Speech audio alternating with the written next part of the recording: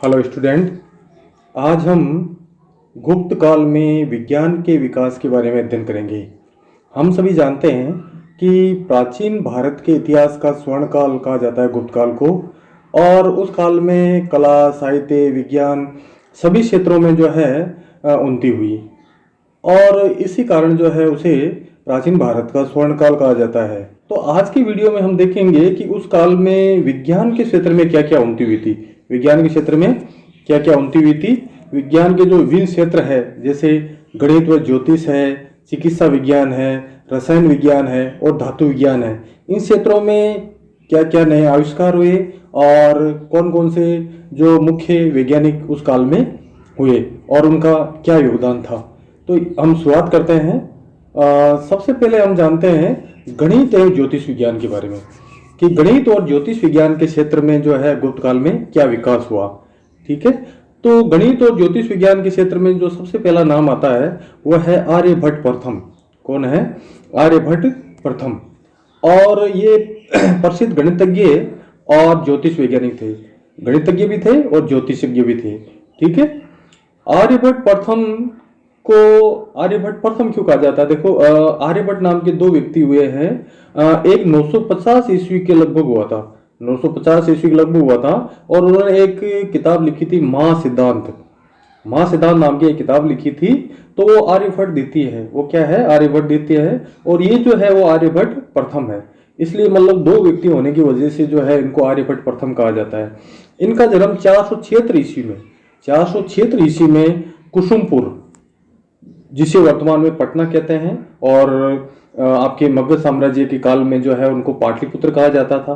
ठीक है, तो वहां उनका जन्म हुआ। कुछ लोग मानते हैं, कुछ विद्वान मानते हैं कि इनका जन्म जो है अस्मक क्षेत्र, आपको पता है कि अस्मक क्षेत्र जो है साउथ में है, साउथ क्षेत्र में जो है इनका जन्म हुआ था।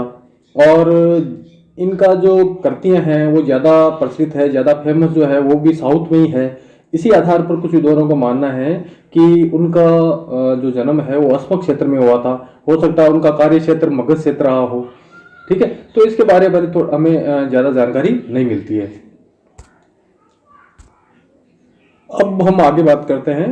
देखो, इन्होंने 23 वर्ष की अवस्था में आर्यभट्टीय नाम के ग्रंथ की रचना की।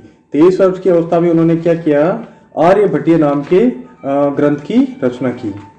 ये ग्रंथ 4 खंडों में विभाजित है। पहला खंड है 10 गीतिका पाद। कौन सा है? 10 गीतिका पाद। इसमें 11 श्लोक है। इसमें कितने श्लोक है? 11 श्लोक है, और उन 11 श्लोकों में बहुत सारी सामग्री भरी पड़ी है। और उन्होंने जो है इसमें गागर में सागर भरने जैसा कार्य किया है। इसमें उन्होंने अक्षरों के द्वारा संख्या प्रकट करने की रीति के बारे में बताया है। साथ ही महायुगीय भगणों या चक्रों की जो संख्या है उसके बारे में बताया है कि भाई सूर्य, चंद्रमा, पृथ्वी, शनि, इनके जो है कितने चक्र होते हैं, उनका काल क्या है। पृथ्वी के घूमनों की संख्या भी बताई है, और घरीय संबंध और परिमाण तथा मान के बारे में इसमें बताया गया है। दूसरा जो भाग है वो है गणित पाद। दूसरा जो भाग है वो कौन सा है? गणित पाद। और इस भाग में जो है गणित से संबंधित जानकारी दी गई है। अंकगणित, बीजगणित और रेखा गणित के बारे में जानकारी दी गई है। अगला जो भाग है वो है काल क्रियापाद। कौन सा है? काल क्रियापाद। और इस भाग में जो है ज्योतिष संबंधी जानकारी दी गई है। किससे संबंधी जानकारी दी गई है? ज्योतिष संबंधी जानकारी दी गई है। इसमें मास, वर्ष, युगों के बारे में जानकारी दी गई है। ठीक है, अगला जो भाग है वो है गोलपाद। गोलपाद में जो है आपके ग्रह और नक्षत्रों के बारे में जानकारी मिलती है। तो इस प्रकार इसके 4 भाग है: 10 गीतिका पाद, गणित पाद, काल क्रियापाद और गोलपाद। किसके? आर्यभट्टीय नामक ग्रंथ के। इस किताब में जो है उन्होंने कुछ सिद्धांतों पर प्रतिपादन किया है, कुछ नई चीजें दी है, नई खोजें बताई है। उनके बारे में हम देखते हैं। देखो, उन्होंने शून्य का आविष्कार किया। देखो, जो शून्य का आविष्कार है वो किसने किया? आर्यभट्ट ने किया है। ठीक है, दशमलव का आविष्कार भी जो है आर्यभट्ट ने किया है। ठीक है, और पाई का जो मान बताया गया है वो आर्यभट्ट के द्वारा बताया गया है। वर्तमान में जो पाई का मान है 3.1415, और इसने जो आपके मान बताया आर्यभट्ट ने 3.1416, लगभग जो है मतलब समकक्ष ही है इसके। ठीक है, तो उस काल में उन्होंने पाई का मान बता दिया था, किसने? आर्यभट्ट ने।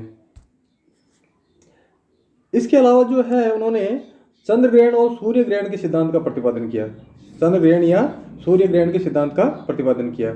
उन्होंने बताया कि सूर्य ग्रहण और चंद्र ग्रहण जो है राहु केतु की वजह से नहीं होते हैं, बल्कि चंद्रमा और पृथ्वी की छाया की वजह से होते हैं। इसके अलावा उन्होंने बताया कि पृथ्वी गोल है और अपनी धुरी पर घूमती है। इस सिद्धांत का प्रतिपादन भी जो है उन्होंने आर्यभट्ट ने किया। ठीक है, इसके अलावा गणित को अन्य विषयों से मुक्त कर स्वतंत्र रूप दिया। देखो, पहले गणित जो है दूसरे विषयों के साथ ही चलता था, लेकिन उन्हें एक स्वतंत्र विषय का रूप दिया, उन्होंने एक अलग स्वतंत्र विषय का रूप दिया।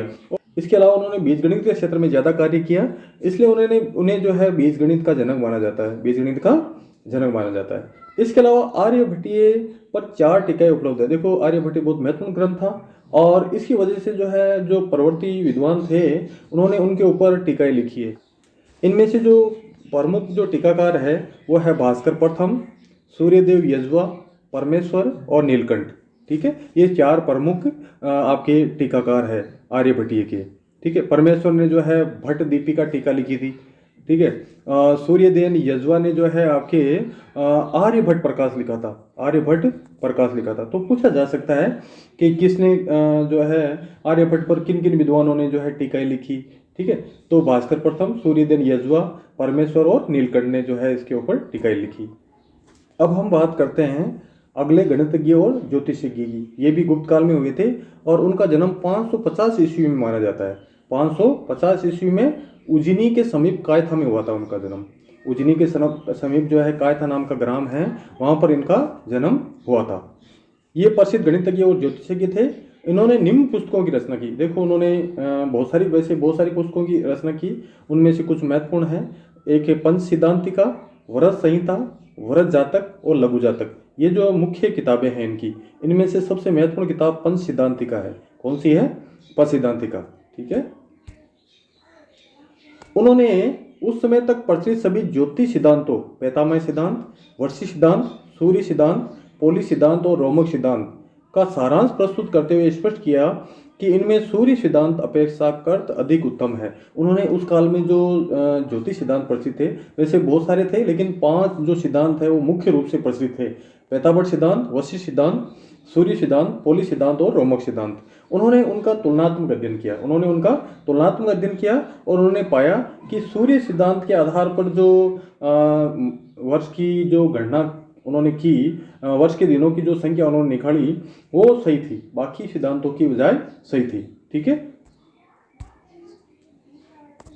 दूसरा जो उनका कार्य था, उन्होंने ज्योतिष शास्त्र को 3 शाखाओं में विभाजित किया। ज्योतिष शास्त्र को 3 शाखाओं में विभाजित किया।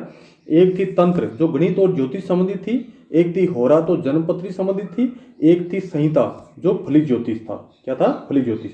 तो इस प्रकार उन्होंने आपके ज्योतिष शास्त्र को 3 भागों में बांटा। वराहमिहिर के वृहत जातक को विज्ञान और कला का विश्वकोश माना गया है। देखो, वराहमिहिर का जो वृहत जातक नाम का ग्रंथ है उसको विज्ञान और कला का विश्वकोश माना जाता है। ठीक है, वराहमिहिर के पुत्र पृथुयश, देखो इनका जो पुत्र था उसका नाम था पृथुयश। उन्होंने फलित ज्योतिष पर षट पंचशिखा ग्रंथ की रचना की। षट पंचशिखा ग्रंथ की रचना किसने की? पृथुयश ने। और पृथुयश कौन था? वराहमिहिर का पुत्र था। और इस षट पंचशिखा पर जो है भट्टोत्पल नाम के विद्वान ने जो है एक टीका लिखी। भट्टोत्पल नाम के विद्वान ने एक टीका लिखी। ठीक है, अब हम बात करते हैं अगले जो ज्योतिषज्ञ और जो वैज्ञानिक है उनके बारे में। वो है आपके ब्रह्मगुप्त। कौन है? ब्रह्मगुप्त। ये प्रसिद्ध खगोल शास्त्री थे। क्या थे? खगोल शास्त्री थे। इनका जन्म 598 ईस्वी में कब हुआ था? 598 ईस्वी में। और ये लगभग गुप्त काल के उत्तरवर्ती गुप्त शासकों काल में हुए थे। इनका जन्म जो हुआ था बीनमाल में। बीनमाल जो राजस्थान में है, जालोर जिले में, वहां पर इनका जन्म हुआ था। और उन्होंने जो है गुरुत्वाकर्षण के सिद्धांत का प्रतिपादन किया। देखो, जो न्यूटन ने, हम मानते हैं गुरुत्वाकर्षण के सिद्धांत का प्रतिपादक न्यूटन को मानते हैं, लेकिन उन्होंने कई शताब्दियों पहले, न्यूटन से कई शताब्दियों पहले गुरुत्वाकर्षण के सिद्धांत का प्रतिपादन कर दिया था। उन्होंने कहा था कि पृथ्वी सभी वस्तुओं को अपनी ओर आकर्षित करती है। पृथ्वी सभी वस्तुओं को अपनी ओर आकर्षित करती है। मतलब पृथ्वी में एक ऐसी शक्ति है जिसकी वजह से पृथ्वी सभी वस्तुओं को अपनी तरफ आकर्षित करती है। तो इस प्रकार गुरुत्वाकर्षण के सिद्धांत के वो प्रतिपादक थे। उन्होंने ब्रह्म सिद्धांतिका और खंड खाद्य नामक 2 पुस्तकों की रचना की। उन्होंने 2 महत्वपूर्ण पुस्तकों की रचना की, ब्रह्म सिद्धांतिका और खंड खाद्य नामक पुस्तकों की रचना की। किसने? ब्रह्मगुप्त ने। ब्रह्मगुप्त का जन्म कहाँ हुआ था? राजस्थान में जालोर जिले में बेनमाल में। ठीक है। अब हम बात करते हैं अगले जो ज्योतिषज्ञ थे या खगोलविद थे, भास्कर प्रथम। देखो ये भास्कर प्रथम का समय भी 600 ईस्वी माना जाता है ना, लगभग परवर्ती गुप्त काल। ठीक है। इन्होंने 3 ग्रंथों की रचना की थी, एक तो भास्कराचार्य, व्रत भास्कर और लघु भास्कर। इनमें जो है खगोल के बारे में, ज्योतिष के बारे में महत्वपूर्ण जानकारी दी गई है। ठीक है। और ये आर्यभट्ट के शिष्य माने जाते हैं। अगला जो विद्वान है या वैज्ञानिक है वो है आचार्य कल्याण वर्मा। कौन है? आचार्य कल्याण वर्मा। ये प्रमुख ज्योतिषाचार्य थे और इनका काल भी 600 ईस्वी के लगभग माना गया है। इन्होंने यवन होराशास्त्र के संकलन के रूप में सरावली नामक ग्रंथ की रचना की। कौन से ग्रंथ की रचना की? सरावली। तो सरावली ग्रंथ के रचनाकार कौन है? आचार्य कल्याण वर्मा। आचार्य कल्याण वर्मा। और यही गुप्त काल में पैदा हुए थे। इसके अलावा जो है कुछ और विद्वान थे, जैसे कुंडरन था, निशंकु था, लाटदेव था। ये कुछ गुप्तकालीन ज्योतिषज्ञ थे। लाटदेव ने रोमक सिद्धांत की व्याख्या की थी। जो रोमक सिद्धांत है, रोम में प्रसिद्ध था। इस सिद्धांत की उन्होंने व्याख्या की। किसने? लाटदेव ने। तो ये कुछ प्रमुख जो है ज्योतिषज्ञ या गणितज्ञ थे गुप्त काल की। अब हम बात करते हैं अगले विज्ञान के क्षेत्र की, वो है चिकित्सा एवं रसायन विज्ञान के क्षेत्र में। चिकित्सा और रसायन विज्ञान के क्षेत्र में भी गुप्त काल में उन्नति हुई और उस काल में कुछ ऐसे विद्वान हुए जिन्होंने कुछ नए नए प्रयोग किए इस क्षेत्र में। इनमें सबसे पहले नाम आता है वो है आचार्य वाग्भट। आचार्य वाग्भट का नाम आता है। और आचार्य वाग्भट जो है, आत्रेय, सुश्रुत और वाग्भट, ये तीनों क्या कहलाते हैं? वर्दत्रय कहलाते हैं। वर्दत्रय कहलाते हैं। मतलब जो है आयुर्वेद के क्षेत्र में आत्रेय, सुश्रुत और वाग्भट जो है क्या कहलाते हैं? वर्दत्रय। और इनमें तीसरा नाम किसका आता है? आचार्य वाग्भट का। इनमें से अंतिम अर्थात वाग्भट की जन्म तिथि तो ज्ञात नहीं है, पर यह माना जाता है कि इनका जन्म सिंधु नदी के तटवर्ती किसी जनपद में हुआ था। मतलब इनकी जन्म तिथि के बारे में ज़्यादा जानकारी नहीं है, लेकिन इतना कंफर्म है, उन्होंने अपने ग्रंथ में उल्लेख किया है कि उनका जो जन्म हुआ था सिंधु नदी के तटवर्ती क्षेत्र में हुआ था। मतलब सिंध प्रदेश में उनका जन्म हुआ था। उनके पिता जो है सिंहगुप्त थे और वो वैदिक ब्राह्मण थे, पर उनके जो अध्यापक अवलोकिता या अवलोकितेश्वर बौद्ध धर्म के अनुयायी थे। बौद्ध धर्म के अनुयायी थे। उनके गुरु कौन थे? अवलोकिता या अवलोकितेश्वर। इस कारण वाग्भट के जीवन व कर्तृत्व पर बौद्ध धर्म का गहरा प्रभाव पड़ा गुरु की वजह से, क्योंकि गुरु बौद्ध धर्म को मानने वाले थे। वाग्भट ने अष्टांग संग्रह तथा अष्टांग हृदय संहिता नामक 2 महत्वपूर्ण ग्रंथों की रचना की। देखो 2 महत्वपूर्ण ग्रंथों की उन्होंने रचना की, अष्टांग संग्रह और अष्टांग हृदय संहिता। मतलब चिकित्सा शास्त्र के क्षेत्र में, जो कालांतर में आयुर्वेद चिकित्सा शास्त्र के छात्रों द्वारा पाठ्य पुस्तक के रूप में प्रयोग होते रहे। और बाद के काल में जो है जो आयुर्वेद चिकित्सा शास्त्र के जो विद्यार्थी थे वो उसको पाठ्य पुस्तक के रूप में प्रयोग करते रहे। बौद्ध धर्म के प्रभाव के कारण अष्टांग हृदय संहिता के प्रारंभ में उन्होंने बौद्ध प्रार्थना लिखी है। मतलब बौद्ध से वो प्रभावित थे क्योंकि उनके गुरु बौद्ध धर्म को मानने वाले थे। तो इस प्रकार ये जो वाग्भट थे बहुत बड़े चिकित्सा शास्त्री थे और उन्होंने जो है इस क्षेत्र में बहुत सारे प्रयोग किए। विभिन्न रोगों के जो है उपचार उन्होंने बताए, विभिन्न जो तत्वों के मिश्रण के बारे में बताया। अब हम बात करते हैं अगले चिकित्सा शास्त्री के बारे में, वो थे धन्वंतरी। धन्वंतरी आयुर्वेद के चिकित्सक थे। धन्वंतरी के बारे में हम सब जानते हैं। ठीक है। इन्हें चंद्रगुप्त विक्रमादित्य की राजसभा का सदस्य माना गया है। ये माना गया है कि चंद्रगुप्त विक्रमादित्य जो था उनकी ये राजसभा में थे। ये बहुमुखी व्यक्तित्व है, वह असाधारण प्रतिभा के धनी थे। धन्वंतरी को कई नामों से संबोधित किया गया है, जैसे देव, अम्रवर, अमृत योनि और अब्ज। ये जो है इनके उपनाम है, इनके धन्वंतरी के। ठीक है। धन्वंतरी को देवताओं का वैद्य कहा जाता है। देखो बहुत इंपॉर्टेंट सवाल है कि देवताओं का वैद्य किसे कहा जाता है? धन्वंतरी को। कहा जाता है कि धन्वंतरी समुद्र मंथन के फलस्वरूप अमृत हाथ में लिए हुए समुद्र से निकले थे। समुद्र मंथन के बाद में जो अमृत लेके आए थे, कौन लेके आए थे? धन्वंतरी। ठीक है, ऐसा माना जाता है। अब हम बात करते हैं अगले चिकित्सा शास्त्री, वो है नागार्जुन। कौन है? नागार्जुन। नागार्जुन गुप्त काल का प्रसिद्ध रसायन शास्त्री और धातु विज्ञानवेत्ता था। ठीक है, धातु विज्ञानवेत्ता भी थे और रसायन शास्त्री भी थे। ये बौद्ध आचार्य थे, बौद्ध धर्म को मानने वाले थे। ठीक है, जिनके प्रमुख ग्रंथ है, उन्होंने बहुत सारे ग्रंथों की रचना की, जिनमें प्रमुख ग्रंथ है लौह शास्त्र, रस रत्नाकर, कक्षपुट, आरोग्य मंजरी, योग सार, रस चंद्रमंगल, रतिशास्त्र, रस कछापुट और सिद्ध नागार्जुन, ये कुछ उनके प्रमुख ग्रंथ है। ठीक है। अब तक जो चिकित्सा प्रणाली थी उसका आधार काष्ठ था। नागार्जुन ने रस चिकित्सा का आविष्कार किया। देखो, अब तक जो चिकित्सा प्रणाली प्रचलित थी, चाहे वाघभट हो, सुश्रुत हो, चरक हो, तो जनरली वो जो है काष्ठ को यूज करते थे। काष्ठ मतलब लकड़ी या जो पेड़ पौधे हैं उन्हीं से जो आपके रसायन निकलते थे, उन्हीं को जो है दवाओं के रूप में उपयोग करते थे। लेकिन नागार्जुन ने जो है रस चिकित्सा का आविष्कार किया, मतलब धातुओं को प्रयोग करना, विभिन्न रसायनों का प्रयोग करना। ये किसने शुरू किया? नागार्जुन ने। उसने ये अवधारणा प्रदान की कि सोना, चांदी, तांबा, लौह आदि खनिज धातुओं में भी रोग प्रतिरोधक क्षमता होती है। मतलब ये जो उन्होंने ये पता लगाया कि सोना, चांदी और तांबा, ये जो विभिन्न धातुएं हैं, उनसे भी रोग प्रतिरोधक क्षमता बढ़ाई जा सकती है और चिकित्सा में काम में ली जा सकती है। पारद की खोज उसका सर्वाधिक महत्वपूर्ण आविष्कार था। देखो, पारे की खोज जो है किसने की? नागार्जुन ने की थी और चिकित्सा क्षेत्र में इसका प्रयोग भी किया। आयुर्वेद के इतिहास की एक युगांतकारी घटना है और ये पारे की जो खोज है वो आयुर्वेद के इतिहास की एक युगांतकारी घटना है और ये किसने अंजाम दी? नागार्जुन ने। अब हम बात करते हैं कुछ पशु चिकित्सकों के बारे में। देखो, उस समय पशुओं की चिकित्सा के बारे में भी जो है लोगों को जानकारी थी, पशुओं की भी चिकित्सा की जाती थी। देखो, प्राचीन भारतीय वैज्ञानिकों ने अश्व, गज, गो, मृग, शेर, भालू, गरुड़, हंस, बाज आदि से संबंधित विस्तृत अध्ययन किया। विभिन्न ग्रंथों में इनका विवरण उपलब्ध है। इस काल में कुछ प्रमुख जो है पशु चिकित्सक थे जिन्होंने पशु चिकित्सा संबंधित ग्रंथों की रचना की। उनमें दो मुख्य हैं। एक है पाल काफे। कौन है? पाल काफे। और उन्होंने एक ग्रंथ की रचना की थी, वो था हस्तायुर्वेद। हस्तायुर्वेद मतलब ये हाथियों की चिकित्सा संबंधित था।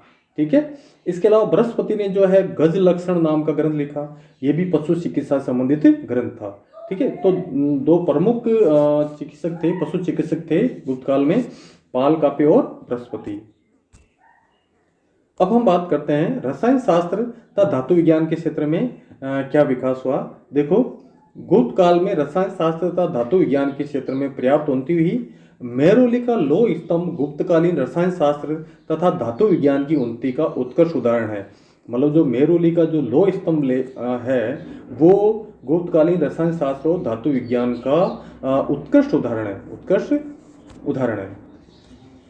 ये स्तंभ 24 फीट ऊंचा, ये स्तंभ कितना फीट ऊंचा है? 24 फीट ऊंचा है और 6.5 टन लगभग भारी है। कौन सा? मेहरौली का लौह स्तंभ। इसके लोहे में कुछ ऐसी धातुएं तथा रसायनों का मिश्रण किया गया है कि उस पर आज तक वर्षा, पानी और धूप आदि का कोई प्रभाव नहीं पड़ा है।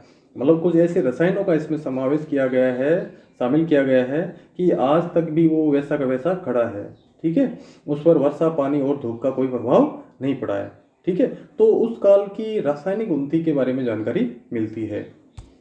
इसके बारे में डॉक्टर अल्टेकर कहते हैं कि ऐसे समय में जबकि लोहे को ढालने के तरीकों का पश्चिम में अधूरा ज्ञान था, लोहे की ढालना ही नहीं जानते थे पश्चिम वाले, तब जो है हिंदू धातु वैज्ञानिकों ने ऐसी निपुणता से इतने भारी लोहे के स्तंभ को बनाया कि गत 1500 वर्षों से धूप तथा वर्षा में लगातार खड़े रहने पर भी ये न तो खराब हुआ है और न ही इस पर जंग लगा है। इतने भारी स्तंभ को ढालना न केवल उस शताब्दी में बल्कि कई शताब्दियों बाद तक मनुष्य की समझ के बाहर था। मतलब काफ़ी समय तक जो है ये मिस्ट्री बनी रही कि आखिर इस स्तंभ को कैसे बनाया गया है कि आज तक जो है इस पर जंग नहीं लगा है, वैसे के वैसा खड़ा है। ठीक है।